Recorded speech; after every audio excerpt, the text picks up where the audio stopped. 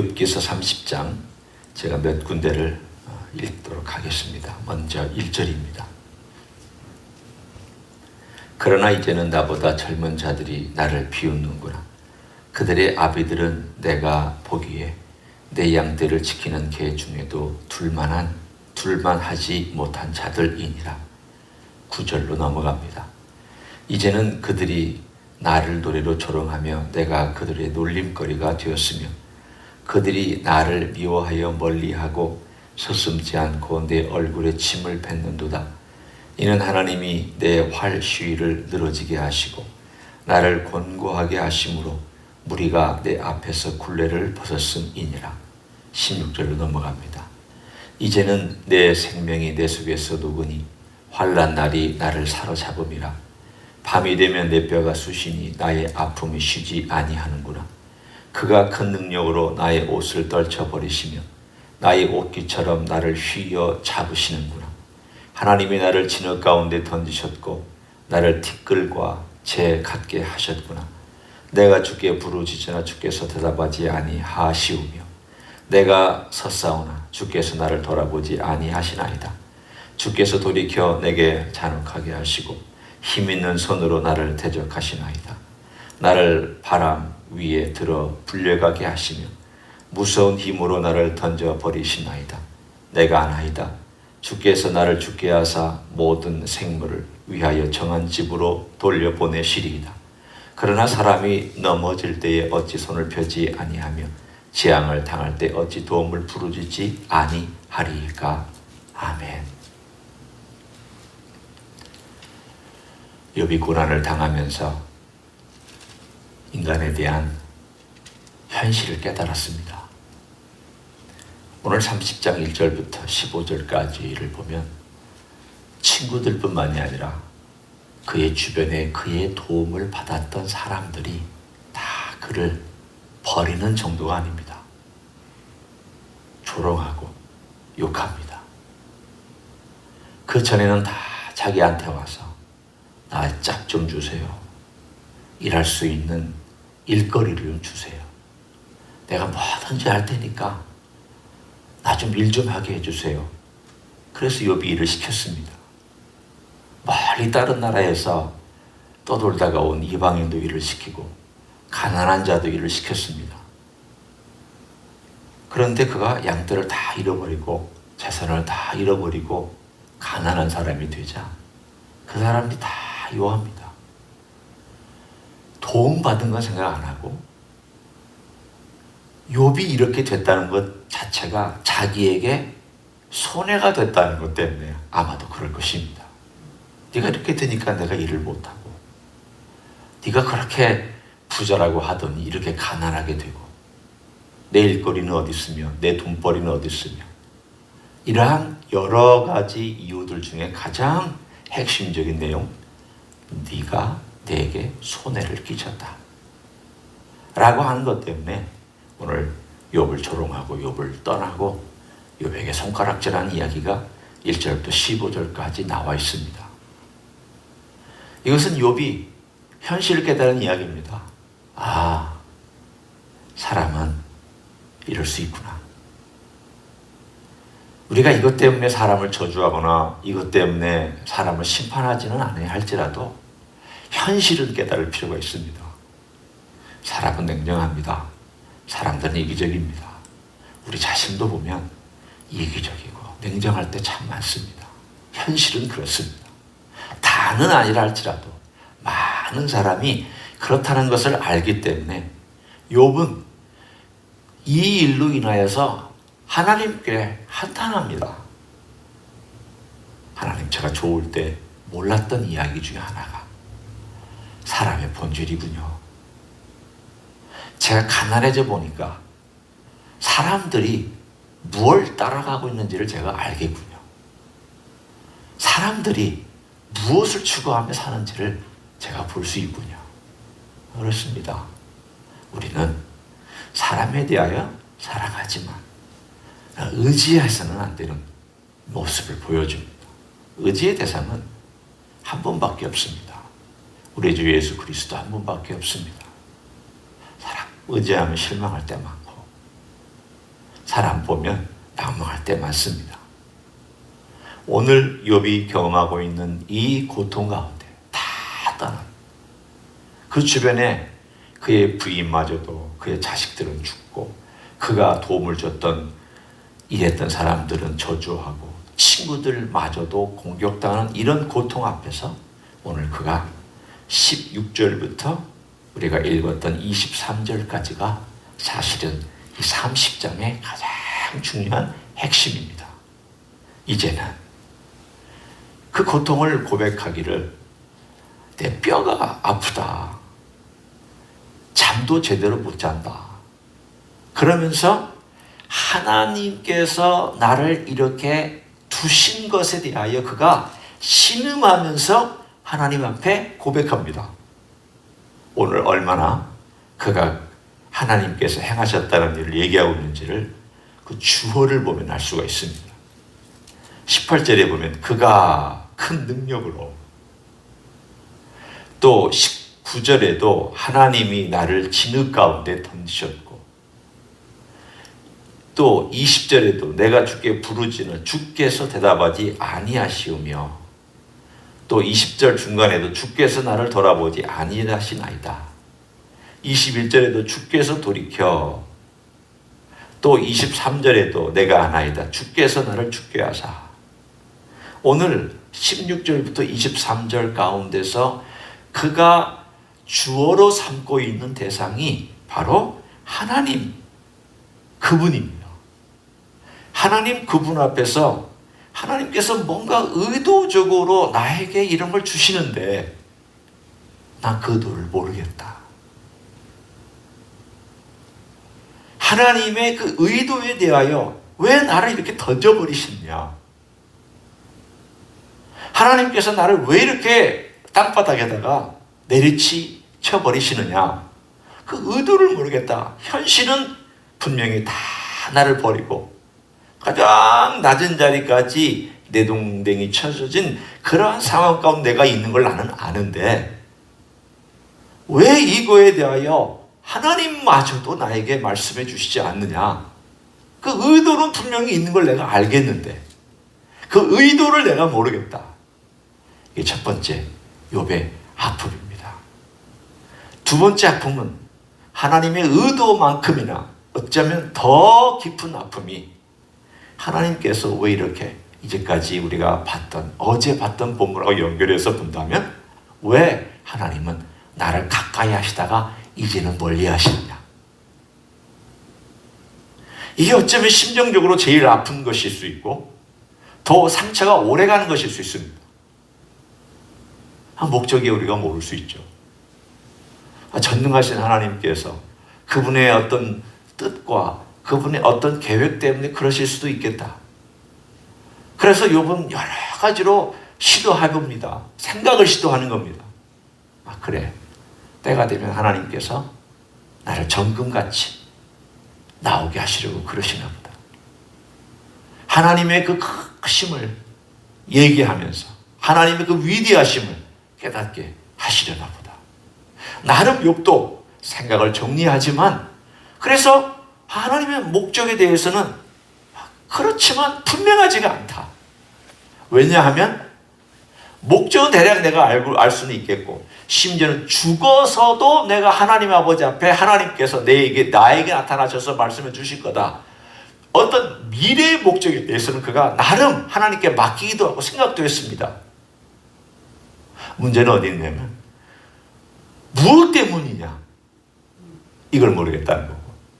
그럼 이 무엇 때문이 명확해야 지금이 명확해지고 지금이 명확해야 미래도 좀 명확할 텐데 원인을 내가 모르니 지금 고통받는 것에 대하여 내가 좀 위로를 받기를 원하는데 위로가 안 된다는 것입니다. 사람이 원인을 알면 그래도 속이 편합니다. 그래 내 죄 때문이구나. 혹은 누구 때문이구나. 혹은 환경 때문이구나. 혹은 뭐 때문이구나. 그러면 그거에 대해서 시도도 좀 해볼 수 있습니다. 그거에 대해서 그래서 그랬구나 라고 스스로에게 설득할 수도 있습니다. 욥의 이야기는 자기 자신에게 설득도 안 됩니다. 얘기를 해도 친구들은 이해를 못합니다. 하나님은 가만히 조용히 계십니다. 그러니 오늘 그가 가지고 있는 미래에 대한 것뿐만 아니라 목적에 대한 것도 그를 혼돈하게 합니다. 더 나아가서 하나님이 그를 멀리하고 있다는 그 거리가, 저는 바로 그 이야기가 우리 예수님께서 십자가에서 부르짖었던 이야기의 가장 핵심 부분이라고 생각합니다. 12시부터 3시까지. 아마도 제가 믿기는 예수님의 성육신 가운데 제일 신비로운 부분이, 고통스러우면서도 신비로운 부분이 십자가에 달리신 그때부터 9시에서 12시까지가 아니라 12시부터 3시까지 이 세상이 어둠 가운데 있고 주님께서 마지막 고통 가운데서 부르짖는 그 3시간이 성육신의 가장 신비로운 부분입니다. 왜냐하면 영원 전부터 그 12시까지는 하나님과 예수님이 떠난 적이 없습니다. 그런데 이 3시간 동안 하나님께서 예수님을 떠났습니다. 그러니까 이렇게 쭉 관계에 오시던 그 관계가 갑자기 절벽으로 뚝 떨어졌고, 절벽으로 뚝 떨어진 가운데 예수님은 십자가에 달려서도 아버지를 생각하면서 12시까지는 견디셨는데 12시부터 아버지의 그 외면이 너무 고통스러워서 심연으로 떨어지는 그 고통 가운데 예수님의 부르짖음이 엘리 엘리 라마 사박다니, 나의 하나님 왜 나를 버리셨나이까. 욥이 그것을 맛보고 있습니다. 지금 예수님은 그것을 온 전체로, 온 영혼으로, 사실은 하나님이 완전히 떠남으로 맛보고 있고, 욥의 경우는 하나님께서 완전히 떠난 것 아닙니다. 잠시 침묵하고 계신 겁니다. 차이가 있습니다. 욥의 경우는 이만큼이라면 예수님의 경우는 말로 할 수 없는 만큼입니다. 욥의 경우는 하나님께서 지금 이 고난에 대해서 가만히 지켜만 보고, 그러면서도 어떤 의미로 보면 욥을 보호하고 있습니다. 사탄이 함부로 하지 못하도록 보호하고 있습니다. 사실은 그 목적으로 보호하고 있고 하나님의 존재로 보호하고 있습니다. 또한 욥으로 하여금 그 길을 찾아갈 수 있도록 하나님은 은연중에 그를 돕고 있습니다. 그의 생각을 돕고 있으며 그가 끝까지 하나님을 붙잡고 있도록 돕고 있습니다. 어떤 의미로 보면 하나님께서 욥을 떠난 것이 아닙니다. 떠나지 않았습니다. 떠난 것처럼 느낀 것이지, 내가 욥이 왜 대답을 안 해주십니까? 그러나 예수님의 케이스는 다릅니다. 예수님의 케이스는 완전히 떠났습니다. 완전히 하나님께서 외면했습니다. 그래서 예수님께서 견디지를 못하신 겁니다. 그것도 어땠을까? 가만히 앉아서 생각해 봤습니다. 어제 앉아서 제가 그걸 어떻게 이해하겠습니까? 제가 예수님의 그 절박함을 어찌 제가 감히 알겠습니까? 그러나 내가 어떤 것일까 하고 궁금해서, 성육신 가운데 제일 신비롭겠구나, 고통스럽게 신비로운 일이구나, 어떻게 영원 전부터 같이 하셨던 그 하나님 아버지와 예수님이 그 3시간 동안 완전히 결별하고 완전히 떨어지고 완전히 그렇게 외면한 채로 예수님을 대할 수 있었을까? 그리고 예수님은 얼마나 힘들었을까? 그 가까웠던 분이 얼굴을 돌려버리십니다. 그렇게 영원 전부터 친밀했던 분이 멀리 떠나버렸습니다. 오늘 이 장면을 보면서, 그 십자가의 그 장면이 생각나면서 성육신의 비밀이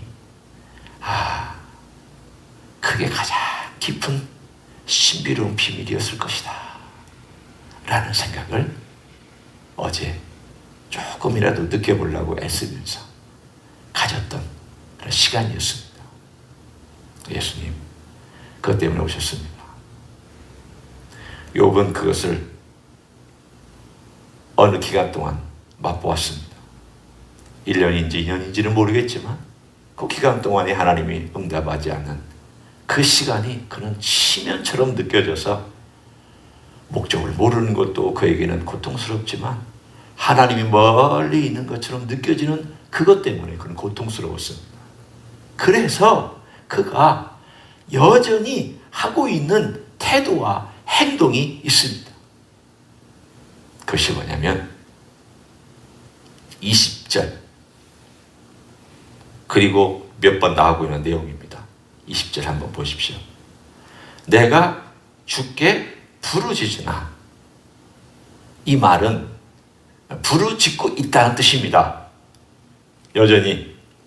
그러나 주께서 안 들으신다는 얘기지, 안 들으시기 때문에 내가 안 부르짖겠다 그 뜻은 아닙니다. 부르짖겠다라는 겁니다. 그 다음 내가 섰사오나, 여기 섰다는 것은 서서 기도하는 것을 의미합니다. 그가 앉아서 기도를 해보고 서서 기도해보고 엎드려서도 해보고, 오늘 이 표현을 쓰자면 그런 뜻입니다.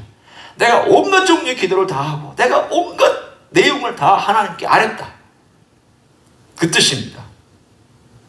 또 그런데 불구하고 도무지 이 뭐가 나타나질 않는다.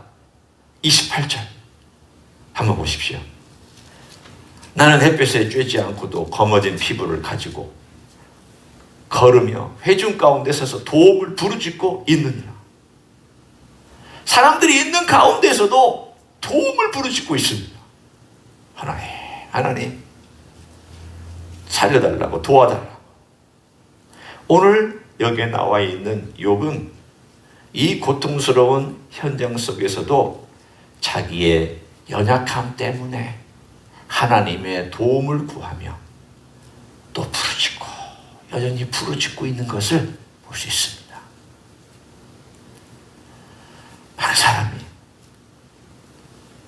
다 떠나가거나 모든 소망이 사라지면 기도도 잘 안 나오고 안 하려고 합니다.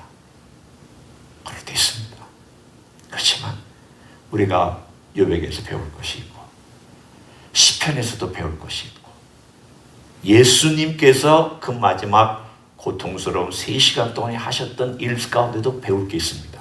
공통점은 부르짖고 있다는 것입니다. 예수님도 십자가에서 부르짖었습니다. 히브리서는 5장에서 이렇게 말씀합니다.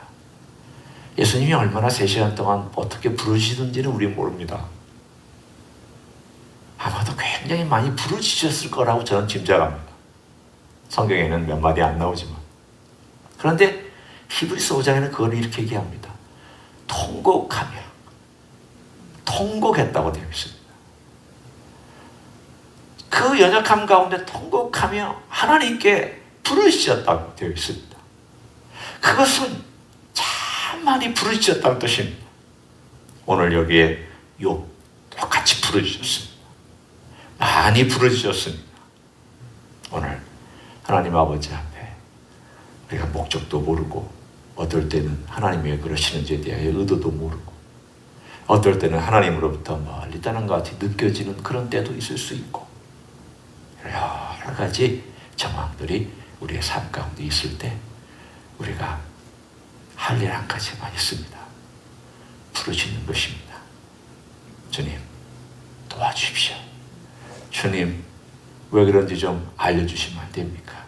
주님 제가 가까이 가려고 하오니 가까이 계신 주님께서 저를 좀 드러내 주십시오. 빛을 비춰주십시오. 사랑으로 좀 함께 해주십시오. 제가 너무 힘듭니다. 제가 너무 고통스럽습니다.